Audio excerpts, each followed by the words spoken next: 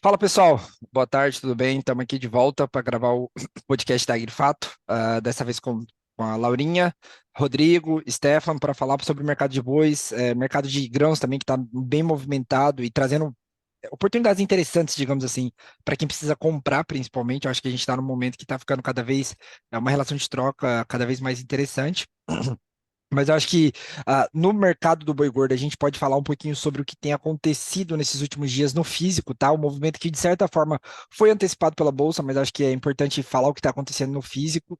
E para não tomar muito tempo, eu já vou chamar a Laura aqui para falar um pouquinho sobre o que tem acontecido no mercado do boi gordo físico nessas últimas semanas. E depois eu trago um overview, talvez de mais longo prazo aí para todo mundo. Laurinha, você que manda agora. Beleza. Pessoal, mais uma vez, muito obrigada pela presença de todos que estão nos ouvindo, né, para falar um pouquinho, entender um pouquinho do mercado de commodities, agro, boi, milho, soja, e trazer um pouquinho para vocês agora o cenário do boi. Bom, o que nós estamos observando é uma inversão de tendência, né, no mercado pecuário.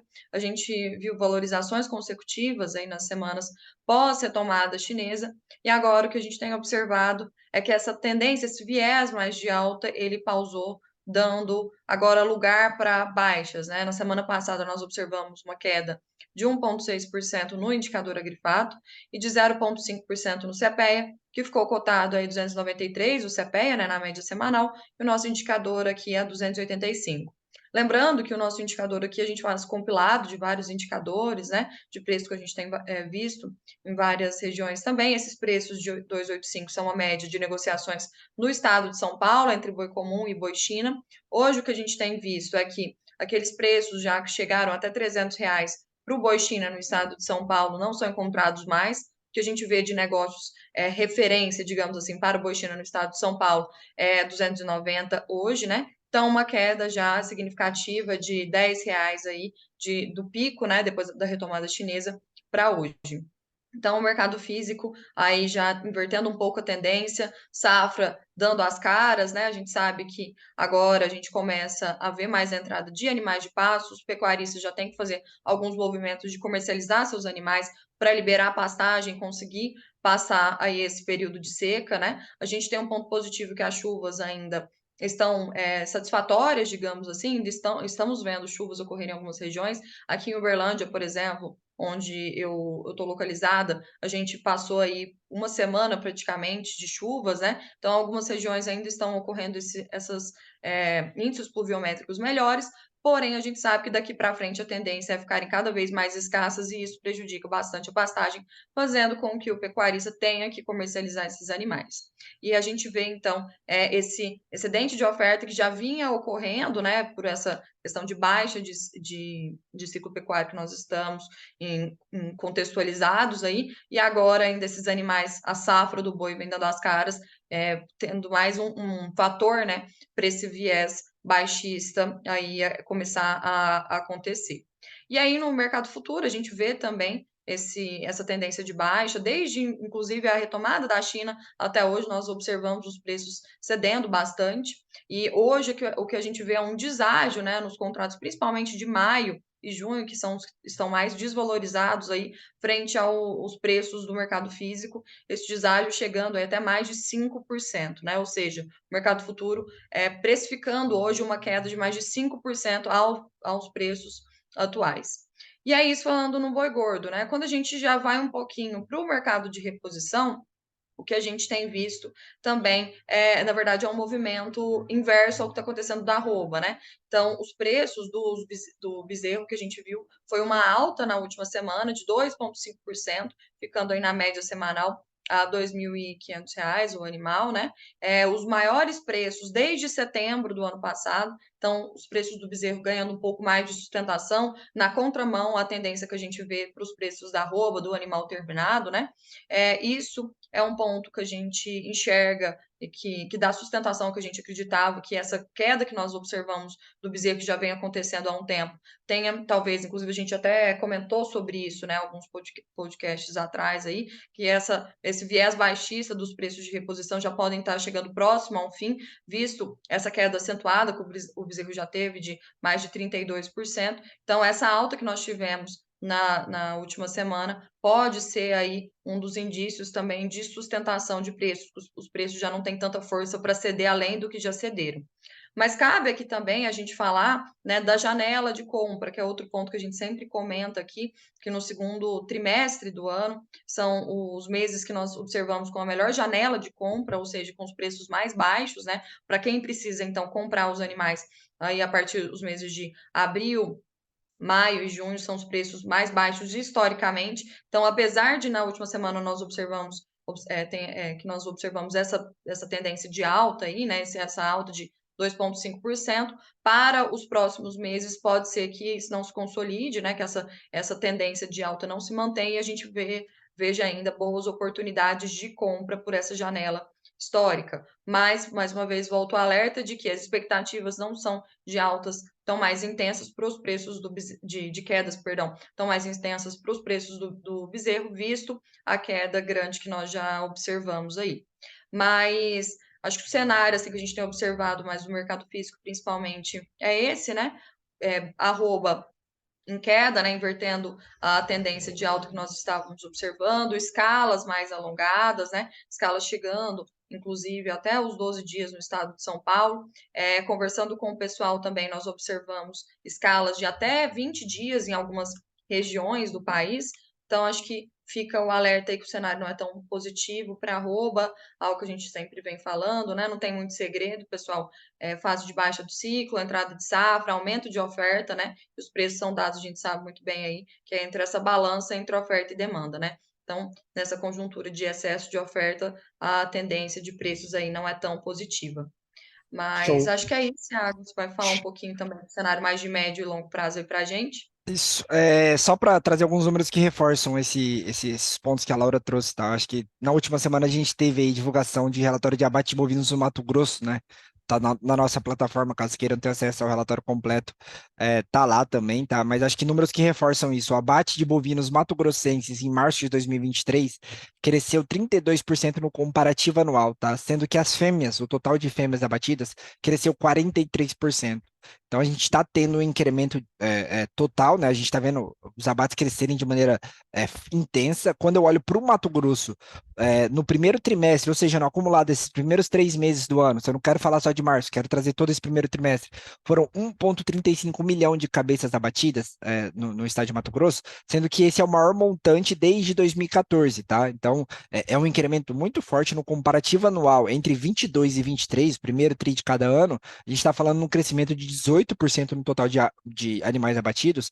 E depois de 2 anos, com a média de participação das fêmeas abaixo da média histórica, né, a quantidade que as fêmeas participam sobre o total abatido abaixo da média histórica, a gente já está nesse momento com a participação das fêmeas ultrapassando a média histórica, né? Então a gente já pode falar que agora a gente está no momento clássico de descarte de fêmeas, comprovado por números, tá?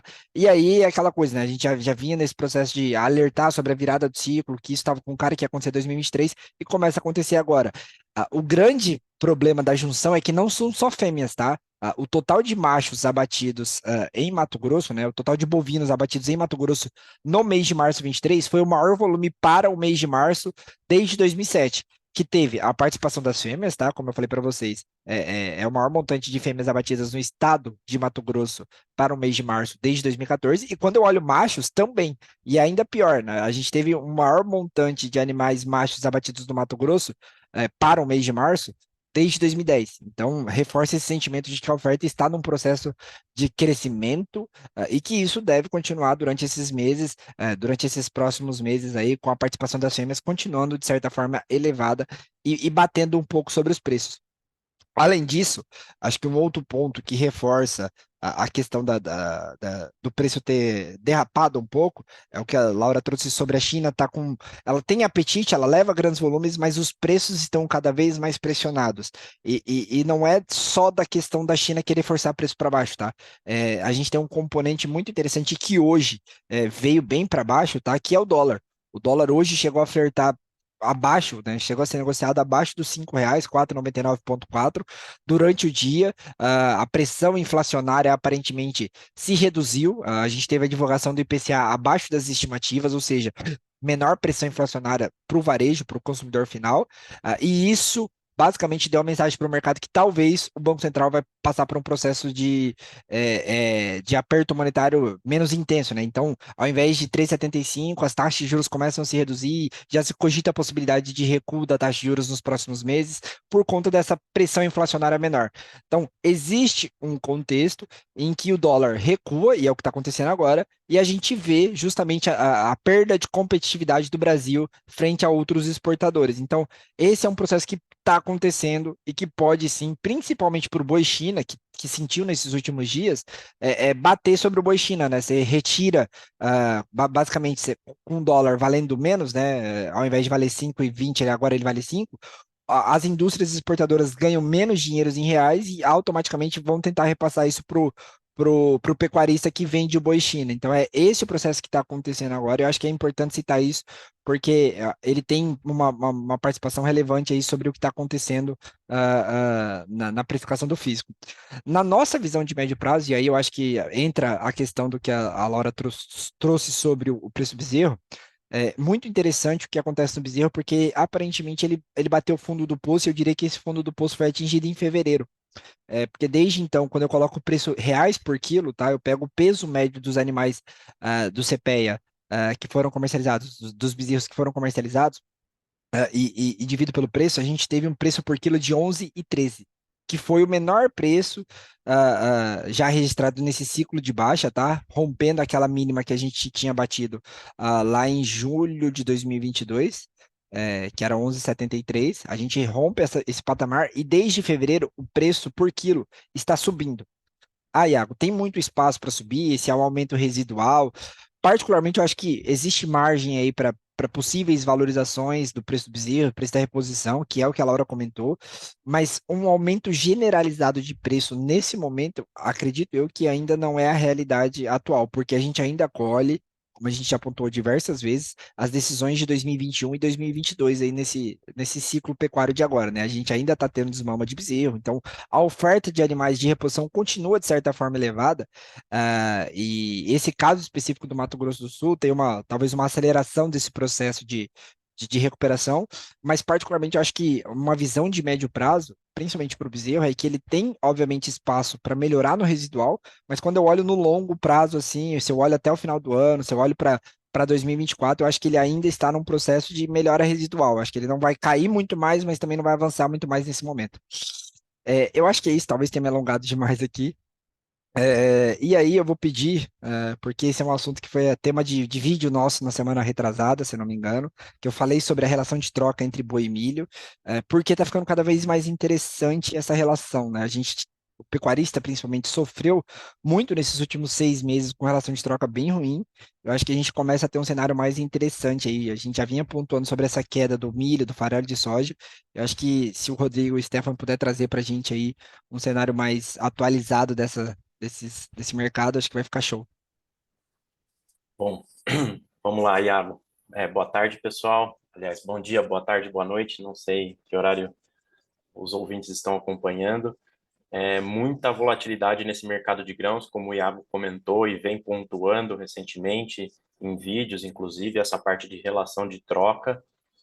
No dia de hoje, nós tivemos a divulgação do relatório de oferta e demanda agrícola mundial por parte do USDA, um relatório muito importante, né, direcionador de preços, e ele veio em um tom de neutralidade, tanto para a soja quanto para o milho. Né? Recentemente, no último dia de março, né, 31 de março, nós tivemos um também importante relatório de estoques trimestrais norte-americanos, e ele veio com um viés de alta para os futuros de soja e milho nos Estados Unidos. Então, basicamente um consenso de mercado, pelo menos ajustes nos estoques finais norte-americanos. E os futuros, tanto de soja quanto de milho, respondem muito a esse balanço interno dos Estados Unidos. E o que a gente teve foi o mesmo número de março, né, do relatório de março do USDA, agora em abril. Para o milho, ele veio em linha, 34,08 milhões de toneladas, os estoques finais norte-americanos em 22, 23. E para a soja, o número foi de 5,72 milhões de toneladas. O que coloca agora na tela os futuros de milho no campo negativo, o contrato mais ativo, referência a maio, perdão, trabalhando a $6,48 por bushel, e a soja, o contrato também referência a maio, que hoje voltou, inclusive mais cedo, a trabalhar acima da importante referência dos $15 por bushel, agora está trabalhando a $14,90 por bushel em Chicago. Agora, trazendo para a América do Sul, o report ele trouxe o esperado corte para a produção, para a oferta, né, de soja e milho na Argentina, mas esses encolhimentos já eram esperados, porque fontes locais da Argentina, se a gente pega a Bolsa de Cereais ou a Bolsa de Comércio de Rosário, já vinham colocando esses cortes, inclusive cortes mais agressivos do que o próprio USDA. Então, basicamente, não, a gente pode colocar que esse corte não fez nem cócegas nas cotações em Chicago. Pegando o caso Brasil ao lado, a única alteração que a gente teve foi mais para a soja, que o órgão aumentou em 1 milhão de toneladas a produção brasileira, que agora está em 154 milhões de toneladas, inclusive acima do que a Conab trouxe no último report, e com isso ele também aumentou um pouco os estoques finais da soja aqui no Brasil. É importante ressaltar que houve também alguns ajustes na parte de estoques finais globais. Para o milho, houve um leve decréscimo e para a soja teve um pequeno aumento. Mas, como eu disse, em Chicago, que é referência de preços aí para o mercado de grãos, o que a gente tem no momento é as cotações trabalhando no campo negativo para o milho e ligeiramente positivo para a soja. Pegando um gancho, já quero fazer um paralelo com o movimento de preços aqui no Brasil. Eu vou começar falando sobre o milho futuro na B3.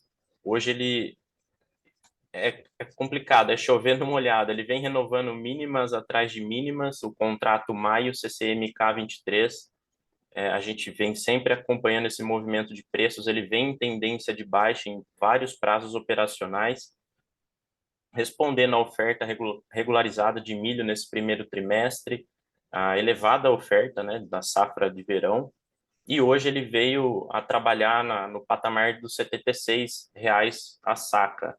Ele já vinha, como eu disse anteriormente, apresentando os menores patamares para toda a série K23, e hoje ele vem atingindo valores aí bem abaixo, inclusive do indicador CPEA, que é o balizador, né, referência, inclusive, para o encerramento desses contratos futuros na nossa B3. E no dia de ontem, o próprio indicador CPEA, ele renovou um importante patamar de R$ 79,39 a saca. Esse é o menor valor de 2023, 2022 e 2021. É o menor valor desde 4 de janeiro de 2021. Abaixo disso, só no ano de 2020, ali, o final de dezembro de 2020.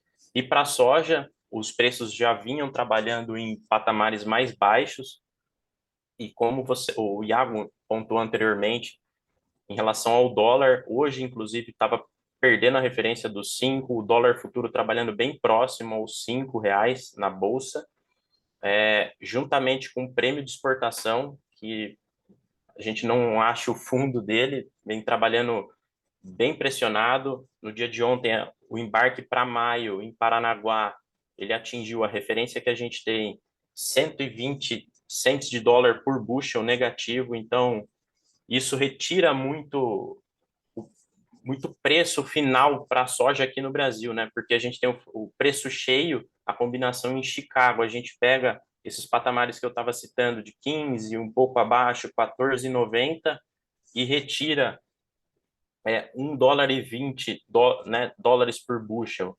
Então, são basicamente 4 formadores: preço em Chicago, prêmio de exportação, custo logístico e dólar. De 4 formadores, 3 ao menos estão muito pressionados para baixo e vem fazendo muito estrago, vamos assim dizer, na ponta final, né, que são as cotações aqui no mercado doméstico. Só também pontuar que a soja Paranaguá, o indicador CPEA, no dia de ontem, 10 de abril, bateu o valor de 150,71, um valor bem abaixo do que a gente vem observando as semanas anteriores, meses anteriores, e é o menor valor desde 28 de junho de 2021. Bom, esse movimento de bolsas, acho que os principais direcionadores foram esses. Acredito que agora o Stefan possa dar continuidade nesse mercado aí que está bem movimentado.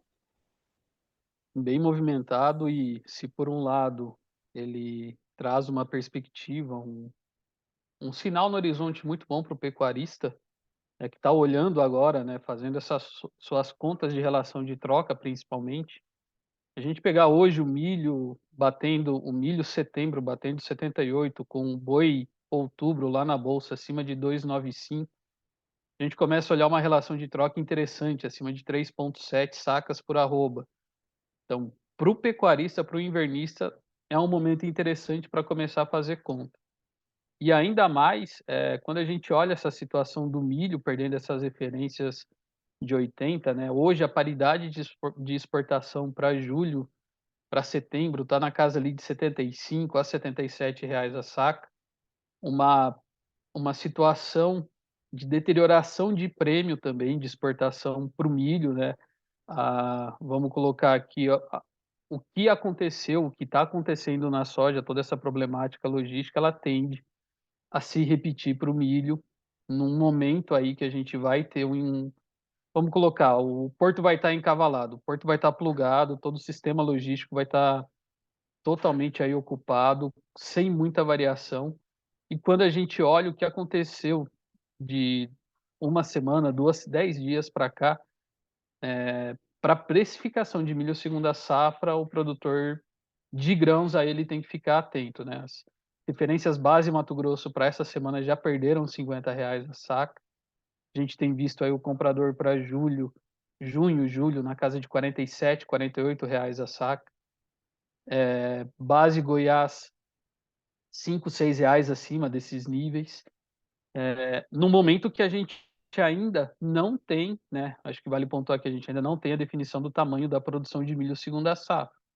Vem chovendo bem, dentro das possibilidades, né, desse período do ano que já é de redução de chuvas na maior parte das regiões produtoras. Mato Grosso, a gente tem ouvido reporte aí de potencial produtivo na casa de 140, 160 sacas por hectare, por conta desse alongamento de chuvas agora em abril que a gente está tendo, dessa constância, né, dessa uniformidade de chuvas que foi mais efetiva em Mato Grosso. Outras regiões, né, se a gente colocar norte de Minas, Unaí, Paracatu, alguma parte ali próximo do Triângulo também, região central de Minas, uma irregularidade um pouco maior, traz sim algum nível de estresse. Mas quando a gente olha a conjuntura dos demais estados produtores, mesmo com os atrasos de Paraná e Mato Grosso do Sul, a perspectiva segue com uma safra de milho positiva e uma pressão logística que está comendo prêmio de exportação, que está comendo logística, e isso vai ser o calcanhar de Aquiles aí do produtor de grãos, né? Já perdeu com a soja, né? A gente viu aí reportes acompanhando precificação soja na casa de R$ 130, produtor falando que esse preço não paga a conta, mas agora o milho abaixo de 50 também a coisa ficou apertada.